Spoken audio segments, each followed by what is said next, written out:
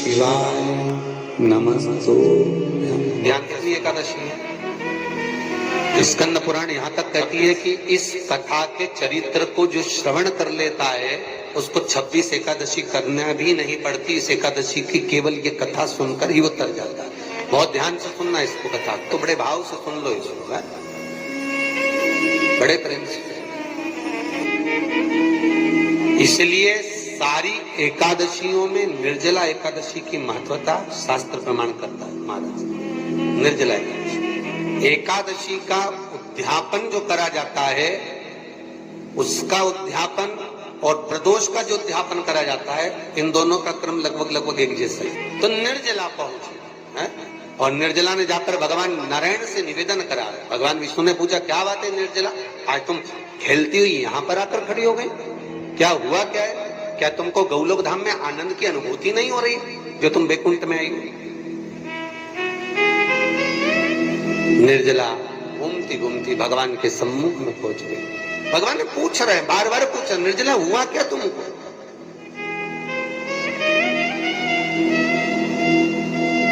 ए निर्जला, ए एकादशी, हुआ क्या है तुम? क्या कारण है तुम्हारे यहाँ आने का, वैकुंठ पहुंचने का? बहुत ध्यान देना महाराज।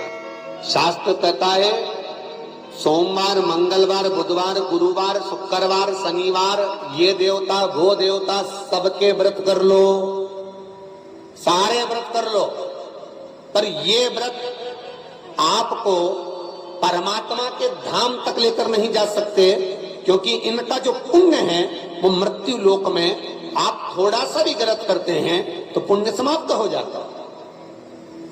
पर हिंदू धर्म के 3 व्रत ऐसे बता दिए जिन व्रतों का पुण्य समाप्त नहीं हुआ।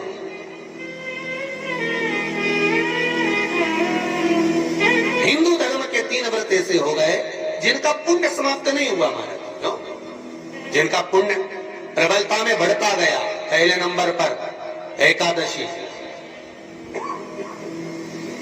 दूसरे नंबर पर प्रदोष, और तीसरे नंबर पर शिवरात्रि। एकादशी भी 26 है तो प्रदोष भी जम के बोलते जाओ 26 है। शिवरात्रि केवल 12, केवल 12, और अगर अधिक मास की पड़ जावे तो ये 13, पर अधिक की आयु तो 13। तो यहाँ शास्त्र कह रहा है कि 3 व्रत हमारे यहाँ जिनका पुण्य समाप्त नहीं हुआ, जिनका पुण्य प्रबल हुआ, बड़ा, इसलिए आज भी माता एकादशी का व्रत करती है। और एकादशी का व्रत कर कर अगर कोई जीवात्मा को देते हैं, कोई मर भी गया तो उसको एकादशी का दान देते हैं।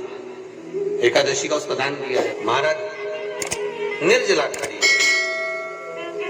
पूछा क्यों आई, क्या कारण? निर्जला आई, तब लक्ष्मी मैया उठकर निर्जला के करीब में गई। निर्जला बहुत सरल थी निर्जला। कहते हैं कामा एकादशी सबसे लंबी है। कौन सी एकादशी? कामा। फिर मोक्षदा उससे नीची है महाराज। और निर्जला जो है बिल्कुल छोटा स्वरूप है। निर्जला का मतलब देखा जाए तो केवल 2 चोटी करी हुई है। मस्तक पर भोर लगा हुआ है निर्जला के, माथे पर बिंदी लगी हुई है निर्जला के, सुंदर गले में तुलसी की मालाएं पहनी है निर्जला, हाथ में जो हथ फूल जैसी माताएं पहले पहनती थी, आपको ध्यान में होगा, ऐसा बड़ा फूल होता था, अंगूठियां पड़ी होती थी, हाथ में ऐसा लगा रहता है। तो निर्जला हथ फूल भी तुलसी के धारण करी, बड़ा सुंदर स्वरूप है माता निर्जला का महाराज। छोटी है तो माता लक्ष्मी उनके पास में गई और निर्जला से जाकर पूछा, निर्जला तेरे आने का कारण क्या है, तू बता।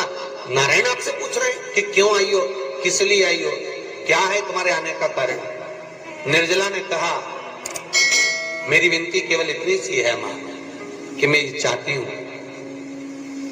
कि मैं जीव के प्राण छूटने के बाद उसके प्राणों को जिस समय मैं लेकर जीवात्मा के प्राणों को परमात्मा तक भेजूं, वैकुंठ तक भेजूं, गौलोक धाम तक भेजूं, उस बीच में मुझे ले जाते समय कई नरक भी बीच में पड़ेंगे, कई स्थान ऐसे बैतरणी आदि के स्थान बीच में आएंगे तो वो स्थान में मुझे रोका ना जाए,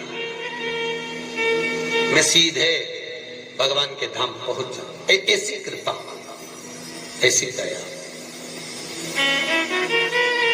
सबसे पहला नियम एकादशी व्रत का, सबसे पहला नियम है कि आप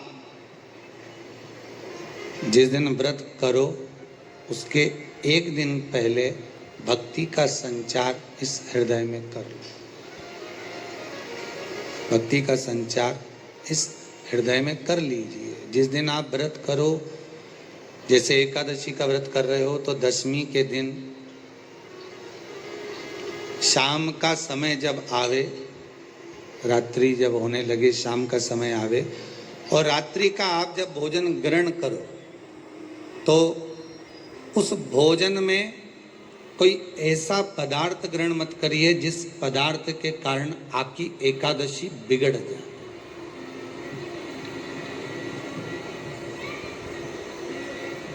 कोई बेकार भोजन हमें ग्रहण नहीं करना, श्रेष्ठ भोजन ग्रहण करिए दशमी के। और एकादशी का दूसरा नियम बहुत ध्यान से सुनिएगा।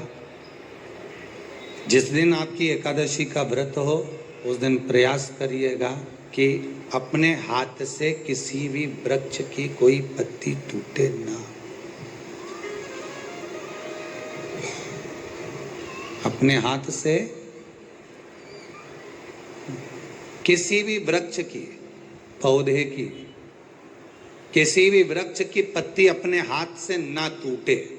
बहुत ध्यान दीजिएगा महाराज। एकादशी का ये दूसरा नियम है कि अपने हाथ से किसी पौधे की, किसी वृक्ष की, किसी डाली की कोई पत्ती टूटे ना, कोई पत्ती ना टूटे, इसका प्रयास करिए।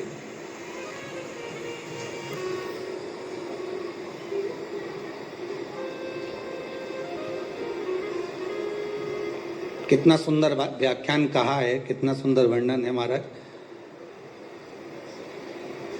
कि मात्र एकादशी का व्रत कर लेने पर, मात्र एकादशी का व्रत कर लेने पर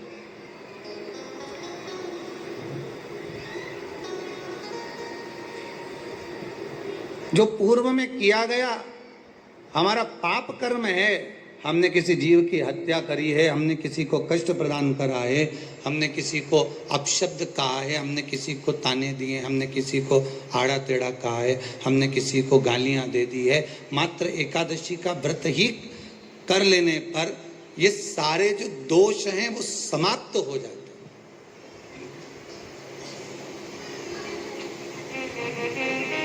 हैं। सारे दोष हमारे समाप्ति पर आ जाते हैं।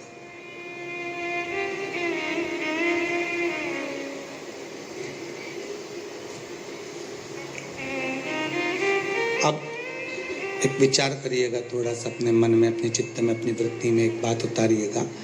एक अपने मन में एक बात को उतार कर रखिएगा कि आप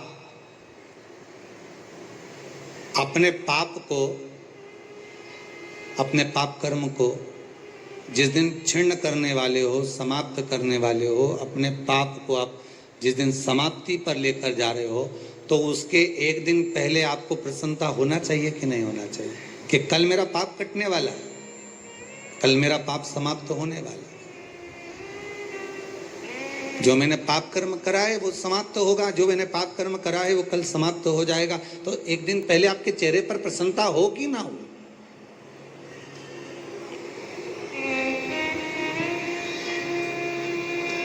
और चेहरे पर वो प्रसन्नता आपके आना चाहिए कि कल मेरा एकादशी का व्रत है, आज दशमी है, कल एकादशी का व्रत है, तो कल मेरी जब एकादशी का व्रत रहेगा तो मेरा ना जाने कितना कितना पाप, कितना असत्य, कितना झूठ, कितना प्रपंच वो समाप्त हो जाएगा। इसमें मुझे प्रसन्नता हो, इसमें मुझे आनंदता हो।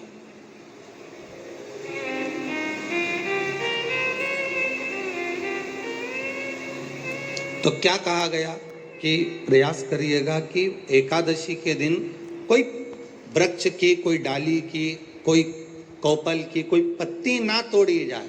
क्यों?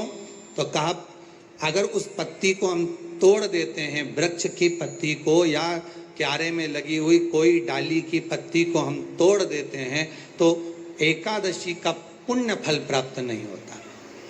एकादशी का कोई फल हमारे खाते में नहीं जाता, पुण्य फल प्राप्त। अब फिर भले तुम चाहे तुमने मोरदन खाया हो, चाहे तुमने फिर चिप्स खाई हो, चाहे तुमने फिर व्रत का कितना ही सामान खा गए हो और तुमने सोचा कि आज मेरी एकादशी है, तो फिर उसका कोई फल प्राप्त नहीं है, उसका कोई सुख प्राप्त नहीं है आपको, फिर उसका कोई आनंद प्राप्त नहीं है आपको, फिर उसमें कोई आनंद की अनुभूति आपको नहीं मिलेगी।